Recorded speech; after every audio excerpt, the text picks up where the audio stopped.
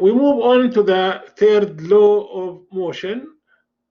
This is a nice law and easy to understand. For each action, there is a reaction.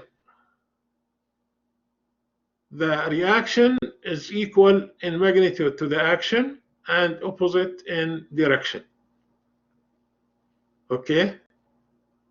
I love this law because the concept here is about justice.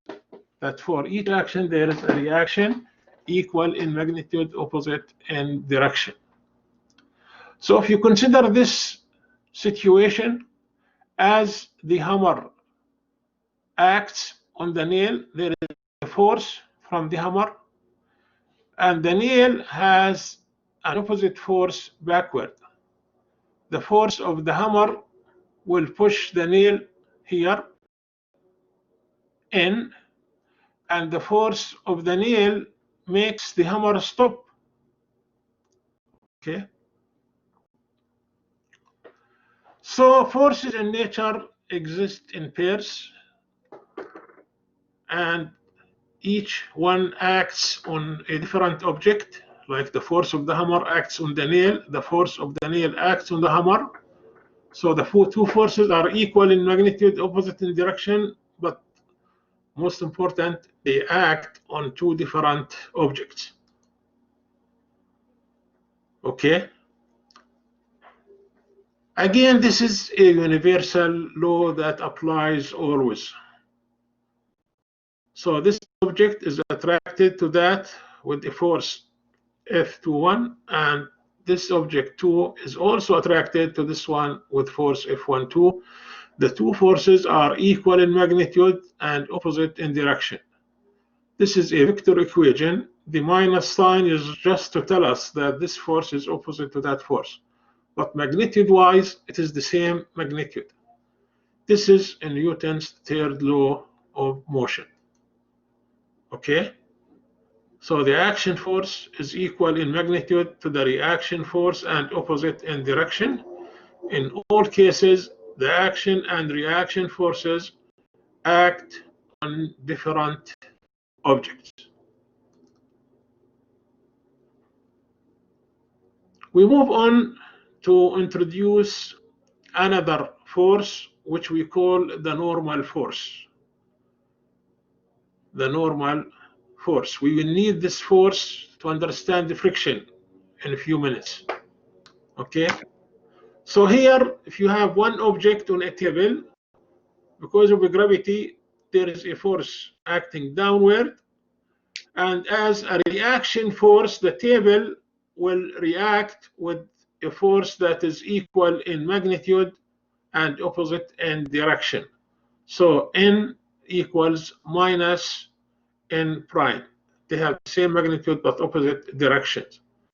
Or if you want to think of the gravitational force, you have Fg down and Fg up, equal in magnitude, opposite in direction. So the net force here, if you want to consider all forces, we have a gravitational force down and we have normal force up. So the net force is Fg plus N. According to Newton's second law, the net force is equal to mass by acceleration, right?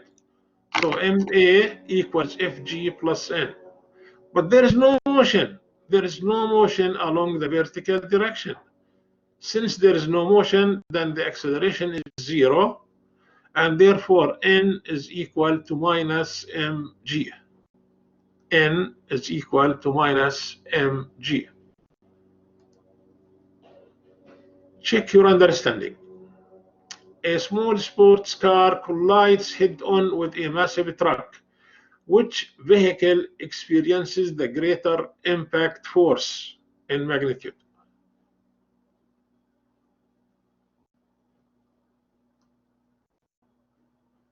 Any suggestion? Amy, any suggestion?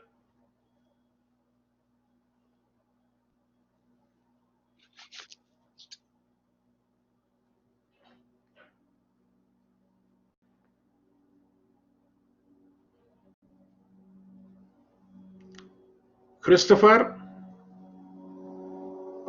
any suggestion?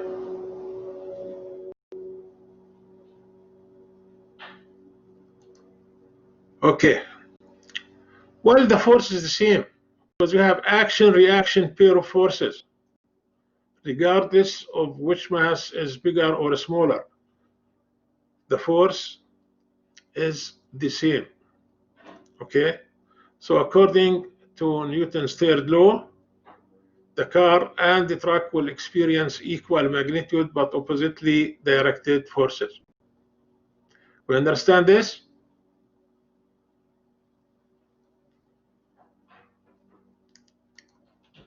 Another question. A small sports car collides head-on with a massive truck. Which vehicle experiences the greater acceleration?